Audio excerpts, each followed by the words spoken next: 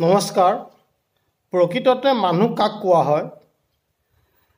কি গুণৰ অধিকাৰী হ'লে এগৰাকী ব্যক্তিক বা এগৰাকী লোকক মানুহ বুলিব পাৰি? কি গুণৰ অধিকাৰী হ'লে এগৰাকী ব্যক্তিক বা এগৰাকী লোকক মানুহ বুলি ক'ব পাৰি? এখন গাঁৱৰ এটি নামঘৰত এটি সুন্দৰ অনুষ্ঠান হৈ আছে আৰু সেই অনুষ্ঠানটিৰ যিগৰাকী সভাপতি তেওঁ এখন কলেজৰ এগৰাকী অধ্যাপক আৰু সেই অধ্যাপকগৰাকীয়ে তেওঁ ঘৰত বন কৰা যিজন ল'ৰা সেই ল'ৰাজনক এটি উপদেশ প্ৰদান কৰিলে। সেই ল'ৰাজনৰ নাম আছিলে মোহন। যে মোহন, তুমি নামঘৰলৈ যোৱা আৰু নামঘৰত যেতিয়া মানুহ আহি সম্পূৰ্ণ হ'ব তাৰপিছত তুমি মোক মাতি দিবা, কাৰণ মই বিশেষ কামত ব্যস্ত আছোঁ, গতিকে মই আগতীয়াকৈ নাযাওঁ। তুমি নামঘৰলৈ যোৱা আৰু মানুহ যেতিয়া গোট খাব এই নামঘৰত তেতিয়া তুমি মোক মাতি দিবা আৰু মই তাত গৈ উপস্থিত হ'ম। তুমি যোৱা। সেই মালিকৰ কথা শুনি তথা সেই অনুষ্ঠানটোৰ সভাপতি বা কলেজৰ যি অধ্যাপক আছিলে সেই অধ্যাপকগৰাকীৰ কথা শুনি মোহনে নামঘৰলৈ গ'ল আৰু নামঘৰত গৈ সেই নামঘৰলৈ অহা মানুহ আহিছে নাই তাক নিৰীক্ষণ কৰি আছে। শেষত যেতিয়া মোহনৰ কোনো সঁহাৰি নাপালে তেওঁ অধ্যাপকগৰাকী অৰ্থাৎ সেই নামঘৰৰ যিজন সভাপতি তেখেত নিজেই নামঘৰলৈ আহিবলৈ বাধ্য হ'ল আৰু নামঘৰত আহি মোহনক সুধিলে যে মোহন, মইতো তোমাক কৈছিলোঁ যে নামঘৰলৈ মানুহ যদি সম্পূৰ্ণ হৈ আহি তেতিয়া তুমি মোক মাতি দিবা, যে মই সময়ত আহি উপস্থিত হ'ম, কিন্তু নামঘৰ ফুল হৈ গ'ল মানুহে, তুমি দেখোন মোক নামাতিলা, কাৰণটো কি? তেতিয়া মোহনে ক'লে, মহাশয়, প্ৰকৃততে আপুনি ঠিকেই কৈছিলে যে নামঘৰত যদি মানুহ ফুল হৈ গ'লে বা সম্পূৰ্ণ হ'লে তেতিয়া মোক মাতি দিবা, মই নামঘৰত উপস্থিত হ'ম, কিন্তু মই এতিয়ালৈকে মানুহ অহা দেখাই নাই নামঘৰলৈ, গতিকে সেইকাৰণে আপোনাক নাই মতা। তেতিয়া অধ্যাপকগৰাকীয়ে আচৰিত হৈ সুধিলে যে মোহন, তুমি এইটো কি কথা ক'লা?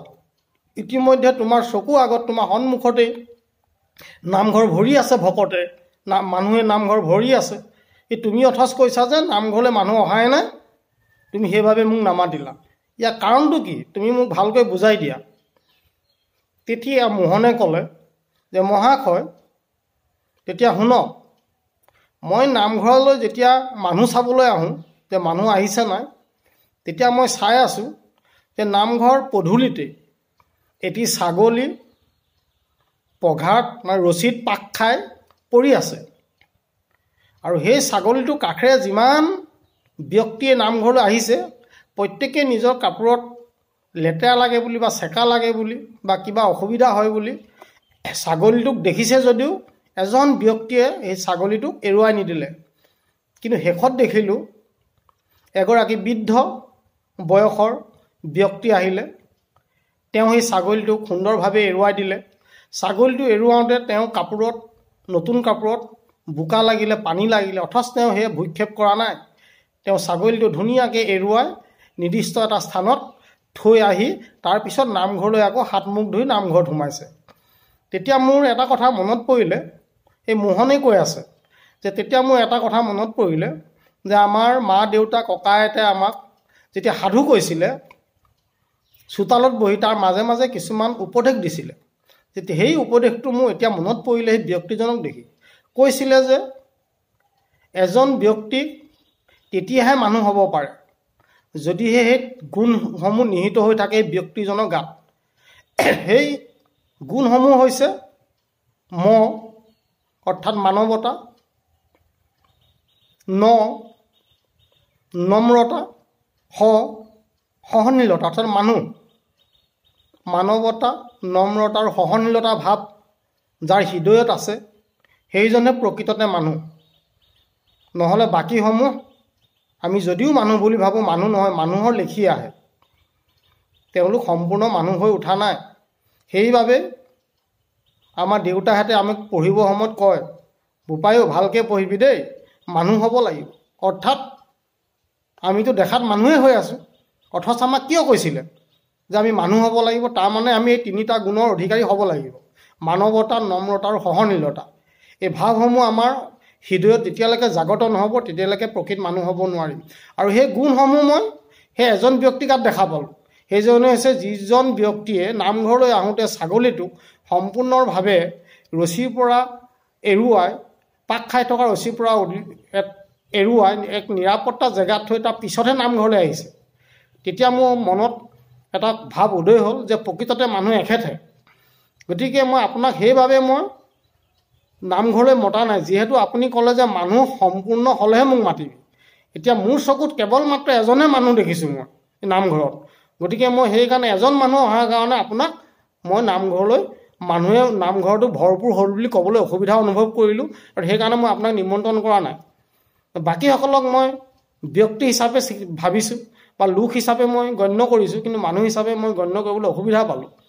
কাৰণ মোৰ দেউতা, মা বা মোৰ ককা আইতাই কোৱা কথাটোৰ লগত বাকীসকলৰ মানে যি আদৰ্শ তাৰ লগত মিল নাই। গতিকে মোৰ চকুত আজিৰ তাৰিখত এগৰাকীহে মই মানুহ বিচাৰি পালোঁ, সেয়ে হৈছে সেই ব্যক্তিগৰাকী। গতিকে মহাশয় মোক মাফ কৰিব যদি মোৰ ভুল হৈছে। তেতিয়া নামঘৰত থকা ভকতসকল বা সেই লোকসকল আচৰিত হ'ল, আৰু সেই অধ্যাপকগৰাকীয়ে অৰ্থাৎ মোহনৰ মালিকগৰাকীয়ে মোহনক সাৱটি ধৰি ক'লে, মোহন, তোমাক মই বেয়া পোৱা নাই, ভুল সঁচাকৈ আমাৰ ভুল, প্ৰকৃততে তোমাৰ কথাটোৱে সত্য। এতিয়া মানুহৰ লেখীয়া আৰু মানুহৰ মাজত পাৰ্থক্য আছে। যাৰ এই 3টা গুণ যাৰ অন্তৰত জাগত নহয় বা হৃদয়ত নাই, সি মানুহ হ'ব নোৱাৰে। প্ৰকৃততে আমি সকলো এতিয়া দেখিছোঁ মানুহৰ লেখীয়াহে, মানুহ সঁচাকৈ নহয়।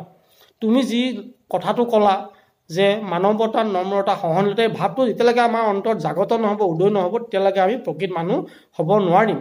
লাগিলে আমাৰ নামৰ আগে পিছে যিমানে উপাধি নাথাকক কিয়, আমি যিমানে ধনৱন্ত, শিক্ষাৱন্ত নহওঁ কিয়, আমি তেতিয়াহে মানুহ হ'ব পাৰিম যদিহে আমি নিজৰ লগতে আনক উপকাৰৰ কথাও চিন্তা কৰিব পৰা আমাৰ শক্তি আমাৰ অন্তৰত জাগত হ'ব। চাওকচোন বাৰু, ইমান ধুনীয়া এটা উদাহৰণ। সঁচাকৈ বাৰু আমি মানুহ হ'ব পৰা নাই নেকি? আমি মানুহৰ লেখীয়াহে হৈ আছোঁ নেকি? যাই হওক, আহক, আমি এতিয়াও সময় পাৰ হৈ যোৱা নাই। আমি এতিয়া চেষ্টা কৰোঁ মানুহৰ লেখীয়াৰ পৰা মানুহ যাতে হ'ব পাৰোঁ, তাৰ বাবে যাতে আমি সকলোৱে কিছু প্ৰয়াস কৰোঁ। তাৰ বাবে আমি বিশেষ এই ভিডিঅ'টোৰ যোগেদি বিশেষকৈ আমাৰ কেৱল উঠি অহা নৱপ্ৰজন্মৰ বাবেহে আমি ভিডিঅ'টো আগবঢ়াব বিচাৰিছোঁ। আমাৰ গণ্যমান্য বা বয়োবৃদ্ধ লোকসকলৰ বাবে নহয়, তেখেতলোকক আমি বুজাব পৰা বা উপদেশ দিব পৰা আমাৰ কোনো অৰ্হতা নাই বা আমাৰ সিমানখিনি ধৃষ্টতাও নাই। গতিকে আমি কেৱল মাত্ৰ আমাৰ নতুন নৱপ্ৰজন্ম যি উঠি আহিছে তেওঁলোকৰ বাবেহে ভিডিঅ'টি আগবঢ়াইছোঁ। ইয়াত যদি কিবা ভুল ভ্ৰান্তি হয় মাৰ্জনা কৰিব। নমস্কাৰ।